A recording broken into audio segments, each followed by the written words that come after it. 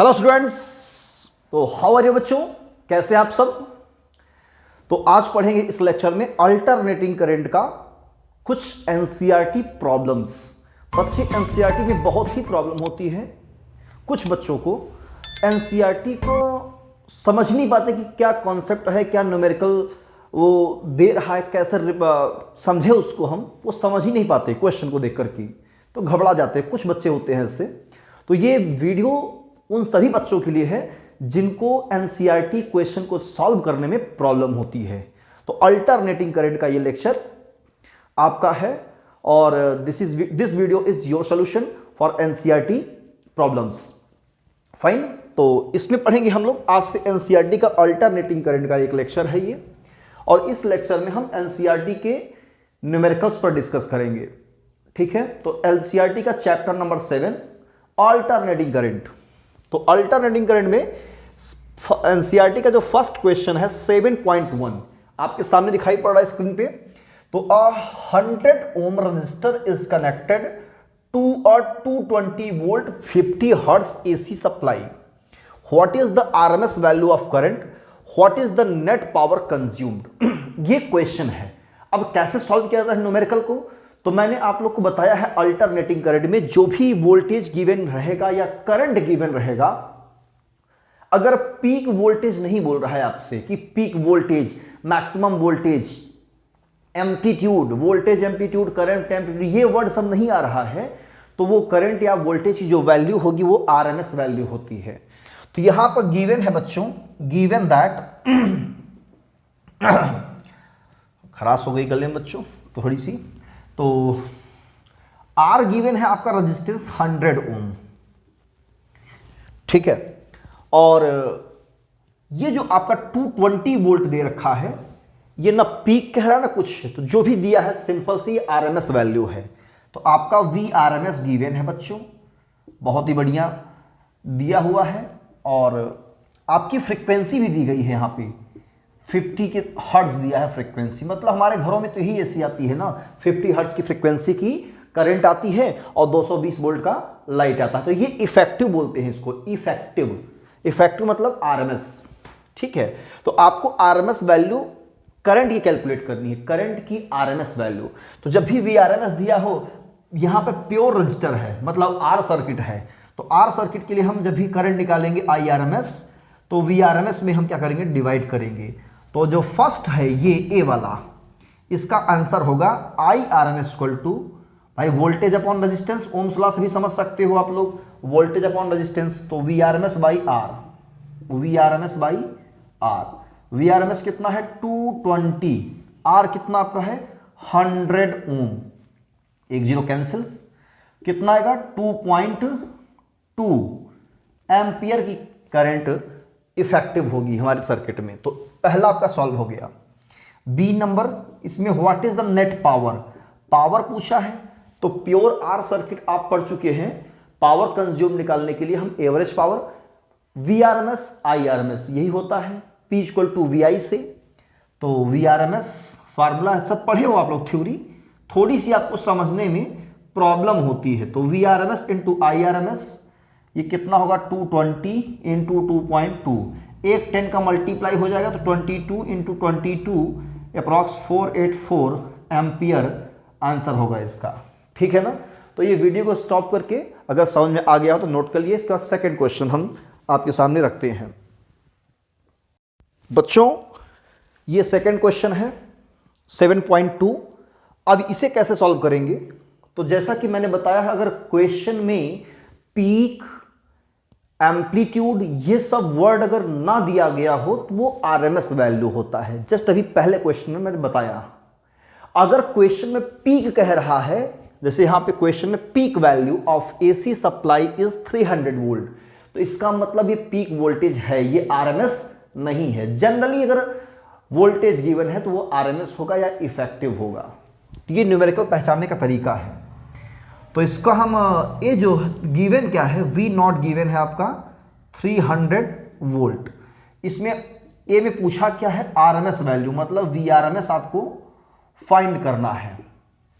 तो we RMS का formula आपने पढ़ा है वी नॉट बाई √2। या 0.707 वी नॉट, आप ये वी नॉट की वैल्यू वहां रख करके वी आर एम एस निकाल सकते हो, कैलकुलेट कर सकते हो। तो 0.707 वी नॉट कितना दिया है बच्चों 300। ऐसे ही बोर्ड में क्वेश्चंस आते हैं। तो 100 मल्टीप्लाई होगा तो 70.7 इंटू 3, तो सॉल्व करेंगे तो 3 7 जा 21, कैरी 2 302 हो जाएगा और 3 7 जा 21, तो 212.1 इतना वोल्ट आएगा आरएमएस वैल्यू। ठीक है। और बी में जो दिया है कि आरएमएस वैल्यू ऑफ करंट कितना हो एसी सर्किट में 10 एम्पियर, क्या दे रहा है, what RMS value of current in an AC circuit, मतलब आई आरएमएस आपका गिवन है कितना 10 एम्पियर। तो आपसे क्या पूछ रहा है इसमें, पीक वोल्ट करंट, यानी आई नॉट पूछ रहा है इससे। तो आई नॉट कैसे निकालेंगे, आपने ये पढ़ा है आई आरएमएस का फार्मूला, पढ़ा है कि नहीं? अगर पढ़ा होगा बच्चों तो न्यूमेरिकल कर लोगे, अगर एक भी फार्मूला नहीं पढ़ा है तो अल्टरनेटिंग करंट का न्यूमेरिकल्स प्रॉब्लम सॉल्व करने में क्या होगी, समस्या पैदा होगी, है ना, सारी चीजें होगी। तो आई आर एम एस का formula I naught by root 2 is equal to 10, cross multiply कर देंगे तो आई नॉट की वैल्यू जो होगी under root 2 10 into 10, under root 2 की वैल्यू 1.414 इंटू 10, तो पॉइंट खिसक जाएगा आगे, तो 14.14 एम्पियर ये वैल्यू आ जाएगी। ये है सेकंड नंबर। तो आप लोग इसको भी वीडियो को पॉज करके सॉल्व कर सकते हो, खुद से ट्राई करेंगे आप लोग, हो जाएगा। ठीक है ना। तो इरेज करते हैं इसको और थर्ड क्वेश्चन की तरफ हम लोग बढ़ते हैं, क्योंकि वीडियो बहुत लंबा ना हो इस वजह से हम जल्दी सॉल्व करेंगे और आपको जो है कम टाइम में सभी सॉल्यूशन इस वीडियो के मिल जाए। तो क्वेश्चन नंबर 2 हो गया। अब क्वेश्चन नंबर 3 की बारी है, वो भी अल्टरनेटिंग करंट का ही टॉपिक रहेगा, आरएमएस वोल्टेज से यही सब रिलेटेड लेकर के। चलिए ट्राई करते हैं। बच्चों ये आपके सामने 7.3 क्वेश्चन है एनसीईआरटी का, बहुत ही प्यारा सा न्यूमेरिकल है ना। आप लोग ये सर्किट पहचान रहे होंगे, कुछ देख के लग रहा है कि नहीं लग रहा है। और 44 mH इंडक्टर का मतलब ये होता है बच्चों, एक क्वाइल, रोटेटिंग क्वाइल जिसमें कई टर्न्स होते हैं ऐसे से, है ना, उसे हम लोग कहते हैं इंडक्टर। इंडक्टर में क्या होता है, टर्न होने की वजह से मैग्नेटिक फ्लक्स में चेंजेस होता है और उसमें एक ईएमएफ जनरेट होता है, और जो कि इंड्यूस्ड करंट उसमें जनरेट होगा, और वो इंड्यूस्ड करंट क्या करेगा, मेन करंट को इंक्रीज होने से या डिक्रीज होने का क्या करेगा, उसका अपोज करेगा। सब पढ़ लिया आपने। पढ़ने के बाद उसमें क्या क्वेश्चन सॉल्व करते हैं, तो यहाँ पे एमएच जहाँ भी लिखा रहे समझ जाइए इंडक्टर है ये। तो जब इंडक्टर है तो इसका अपना एक इंडक्टेंस भी दिया हुआ है, कितना 44 mH। तो एल गिवन है आपका 44 mH। मैंने कहा जनरल कंडीशन में अगर वोल्टेज दिया है तो VRMS होता है, ये आपका VRMS 220 वोल्ट, ये फ्रीक्वेंसी गिवन है 50 हर्ट्ज, है ना। आपको क्या डिटरमाइन करना है, determine the RMS value of current, मतलब आरएमएस वैल्यू ऑफ करंट मतलब IRMS ये कैलकुलेट करना है आपको। तो कैसे कैलकुलेट करेंगे, सिंपल सा तरीका है। जब इंडक्टर होता है तो IRMS या I नॉट अगर आपको निकालना होता है तो IRMS अगर है तो VRMS अपॉन इफेक्टिव रेजिस्टेंस। तो इफेक्टिव रेजिस्टेंस यहाँ पे L सर्किट है तो क्या होता है, इसका रिएक्टेंस। प्योरली इंडक्टर है तो रिएक्टेंस मतलब एक्सएल होगा यहाँ पे। अगर आपको IRMS चाहिए तो VRMS बाई एक्सएल अप्लाई करेंगे। अगर पीक करंट कहता I not peak value of current, तो हाँ V नॉट बाई एक्सएल हो जाता। ठीक है, ये सब थ्योरी में आपने पढ़ा है, किसी भी कोचिंग से किसी भी स्कूल में आप पढ़े होंगे। ठीक है, तो ये फार्मूला आप अप्लाई करेंगे यहाँ पे बच्चों, और अप्लाई करके ये सारे वैल्यू पुट करेंगे। लेकिन यहाँ पे एक प्रॉब्लम आएगी, VRMS तो गिवन है बट एक्सएल नहीं गिवन है। तो एक्सेल आप फाइंड आउट कर सकते हैं अलग से, चाहे अलग से फाइंड करिए, अलग से मतलब कि कहीं साइड में, या इसी में वैल्यू रख दीजिए। एक्सेल इक्वल टू होता है ओमेगा एल, और इसकी वैल्यू 220 गिवन है तो कोई दिक्कत नहीं है। ये ओमेगा एल, ओमेगा की वैल्यू होती है 2 पाई एफ, तो 220 by 2 pi F into L की वैल्यू कितना है 44 mH। तो एल जो 44 mH है ये अच्छा नहीं लग रहा है क्योंकि ये एसआई सिस्टम में नहीं है। तो क्या करेंगे, इसको हम 44 इंटू 10⁻³ हेनरी में लिखेंगे। मिली हेनरी है, mH का मतलब मिली हेनरी, और इसको हेनरी में कन्वर्ट करेंगे तो 10⁻³ से मल्टीप्लाई कर देते हैं। और तो यहाँ पे हमारा इंडक्टेंस L कितना है, लिख देंगे 44 इंटू 10⁻³ तो बताइए 2 पाई एफ एल आ गई नहीं आ गया। L की वैल्यू हमने रख दिया। फ्रीक्वेंसी 50 हर्ट्ज है तो 220 बाई 2, इसकी वैल्यू 3.14 रख दीजिए, फ्रीक्वेंसी 50 हर्ट्ज रख दीजिए, और 44 इंटू 10⁻³ को सॉल्व कर लीजिए। 1 0 इसका कैंसिल हो जाएगा, और 21 जा 20, 2 जा 44, तो 1 बाई समथिंग आएगा। इसको पावर को 10 के पावर ऊपर ले जाएंगे तो 1000 होगा। सॉल्व करने पे अप्रॉक्स 15.9 एम्पियर आरएमएस वैल्यू आएगी। बोलो क्लियर हुआ? अगर क्लियर हुआ तो उसको नोट कर लो और खुद से भी ट्राई करना अपने से, ठीक है? नोट कर लिया। अब इसको मैं इरेज करके 7.4 क्वेश्चन पर डिस्कस करेंगे, ठीक है? तो जल्दी इसको नोट करिए। बड़ा मजा आ रहा है न्यूमेरिकल सॉल्व करने में सर, है ना? बच्चे बड़ा इंटरेस्टेड रहते हैं एनसीईआरटी की प्रॉब्लम्स को लेकर के। एनसीईआरटी क्यों नहीं प्रॉब्लम सॉल्व हो पाती हमसे?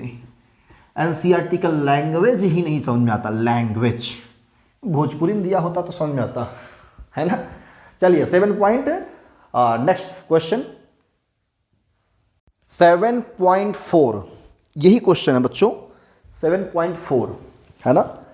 अल्टरनेटिंग करंट का ही है, लास्ट चैप्टर का न्यूमेरिकल चल रहा है।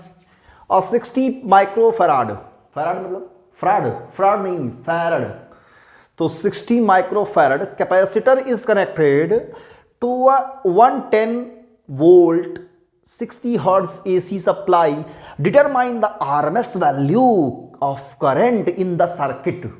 ये क्वेश्चन है, बहुत ही खतरनाक क्वेश्चन है ना?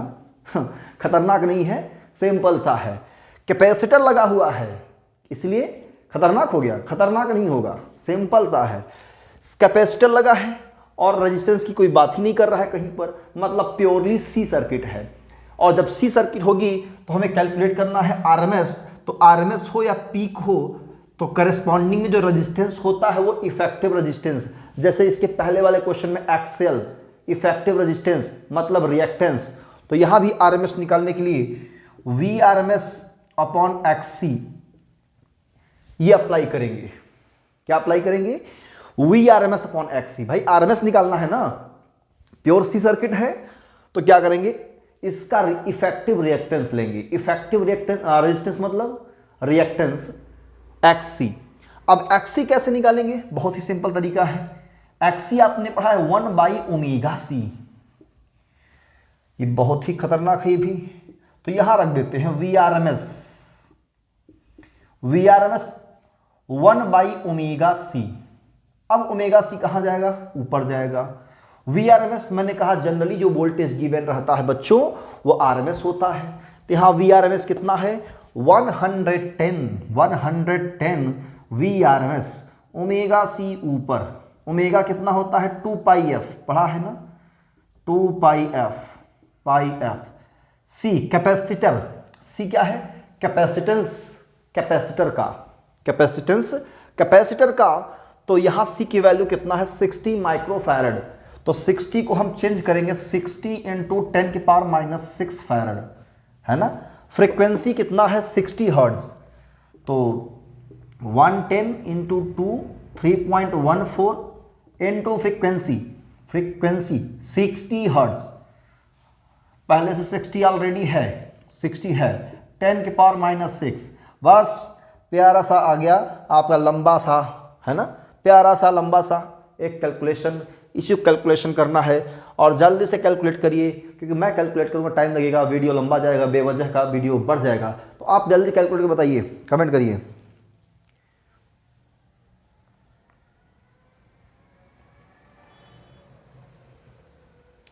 अप्रॉक्स 2.49 एम्पियर आएगा, 2.49 एम्पियर। चेक कर लेना बच्चों, यही है, देख लेना, ठीक है। कोई प्रॉब्लम इसमें? नो। तो इसको आप लोग जो है सॉल्व कीजिएगा 7.4। इसके बाद हम चलते हैं नेक्स्ट क्वेश्चन की तरफ, एरेस करते हैं इसको और 7.4 की तरफ ले चलते हैं। XC 1/ωc, ठीक है, इसको सॉल्व करेंगे, जो आएगा या फिर यहाँ रख के सॉल्व कर दीजिए, डिवाइड करिए, एक ही बात होगी। चाहे आप 1/ωc अलग से सॉल्व कर लीजिए, वो वैल्यू यहाँ रखेंगे, 110 से डिवाइड करिए, तब भी आंसर आ जाएगा। तो 2.49 इसका आंसर होगा। Very simple, 7.4 clear. अब चलते हैं 7.5 की ओर। बहुत ही सिंपल सा क्वेश्चन है। 7.5 आपकी स्क्रीन पर मैं सेंड कर रहा हूं, भेज रहा हूं खतरनाक तरीके से।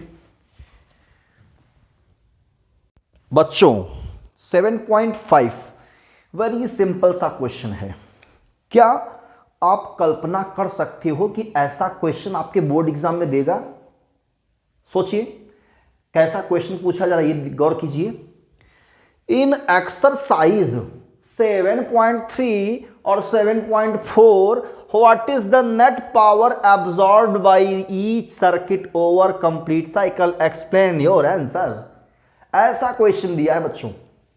क्या इस तरह से क्वेश्चन डायरेक्टली उठा के पेस्ट कर देगा कि एक्सरसाइज करने से क्या होगा? कभी नहीं देगा, है ना।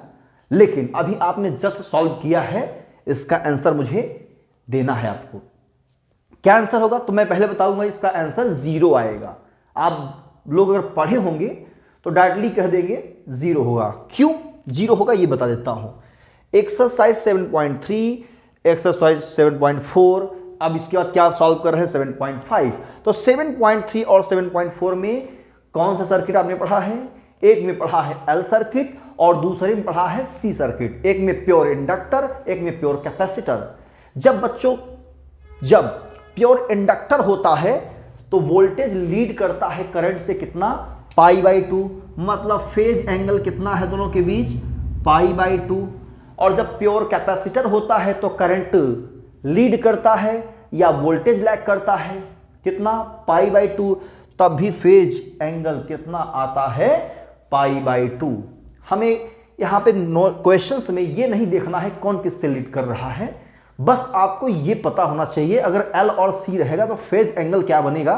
तो फेज एंगल बनेगा π/2। जब π/2 फेज एंगल बनेगा तो जो आपसे पावर कंज्यूम पूछा है तो आपको पता है क्या कि P = Vrms, Irms into cos phi। cos phi is the power factor. पढ़ा है ना? पढ़ा होगा तो ठीक है, नहीं पढ़ा होगा तो फिर तुम जानो, तुम्हारा काम जाने भाई, ठीक है। तो फाई की वैल्यू π/2, तो cos π/2 की वैल्यू 0, तो ओवरऑल पावर 0, यही आंसर होगा। अब इसको एक्सप्लेन योर आंसर। तो एक्सप्लेन में क्या है? जो मैंने अभी इतनी देर से बकाया है, मतलब बोला है, वही चीज आपको रिटर्न में नोट कर देना है कि प्योर इंडक्टर के दौरान वोल्टेज लीड करता है π/2 और प्योर कैपेसिटर के दौरान क्या होता है? करंट लीड करता है π/2। तो जो फेज एंगल होगा बोथ केसेस, बोथ एक्सरसाइज में π/2। सो पावर फार्मूला इतना, तो नेक्स्ट पावर इज 0। तो आप ऐसे सॉल्व कर सकते हो, नोट इट। तो बच्चों इसको मैं रेस करता हूं और एक लास्ट क्वेश्चन पर डिस्कस करेंगे। वीडियो बहुत लंबा होगा, इस वजह से हम सोच रहे हैं कि जल्दी से जल्दी ये वीडियो यहीं पर खत्म कर दी जाए, है ना। तो ऐसे छोटे छोटे पार्ट में हमारे वीडियोस मिलेंगे आपको। एनसीईआरटी के प्रॉब्लम से आज इसी से स्टार्ट हो रहा है और भी क्वेश्चन आपको देखने को मिलेंगे। तो नेक्स्ट क्वेश्चन है 7.6, आइए देखते हैं।